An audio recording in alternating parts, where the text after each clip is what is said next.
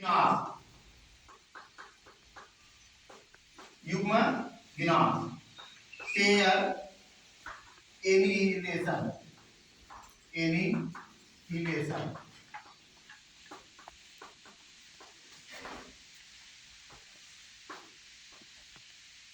अभी नाभि से युग्म उत्पादन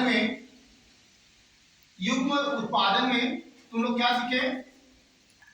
युग्म उत्पादन में जब कोई गामा फोटॉन किसी भारी नाभि पर गिरता है तो उसे क्या, एक इलेक्ट्रॉन, एक पॉजिट्रॉन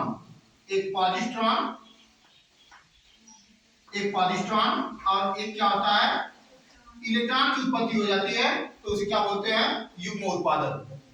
और युग्म उत्पादन के विपरीत ही युग्म विनाश क्या है? संभव है। इसमें क्या होता है? युग्म विनाश में जब दो एक पॉजिट्रॉन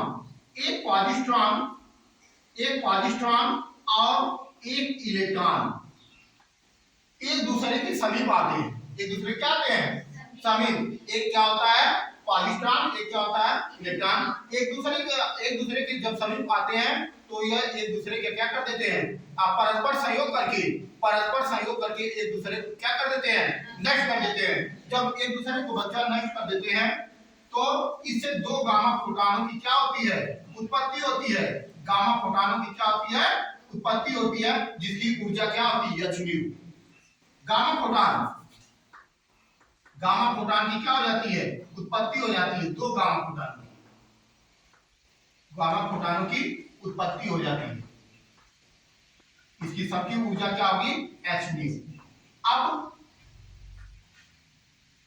अब प्रश्न उठता है, क्यों इन दोनों के संयोग से क्यों दो गामा फोटॉन की उत्पत्ति होती है?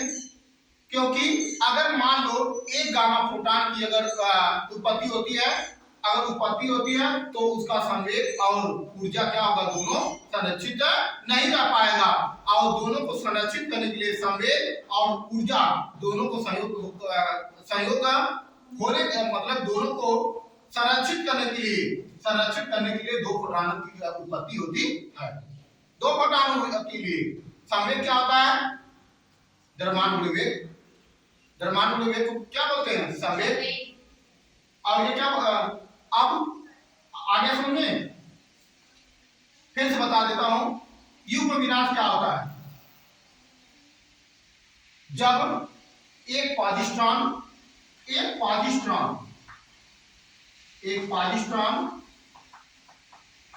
और एक क्या होता है? एक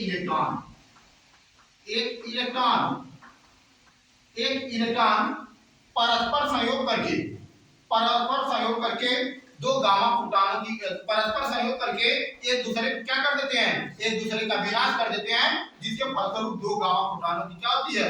उत्पत्ति होती है। युग्म विनाश कहलाता है। क्या कहलाता है? युग्म विनाश। बात आगे क्लियर आ गई समझ में? ठीक। बस समीकरण क्या होगा? इसका समीकरण होगा 1 बीटा 0, यह पॉजिट्रॉन हो गया, और एक क्या हो गया? इलेक्ट्रॉन माइनस होता है और 0,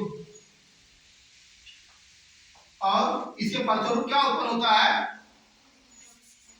दो फोटॉन ऊर्जा h प्लस h, और दोनों फोटॉनों की ऊर्जा क्या होती है? h।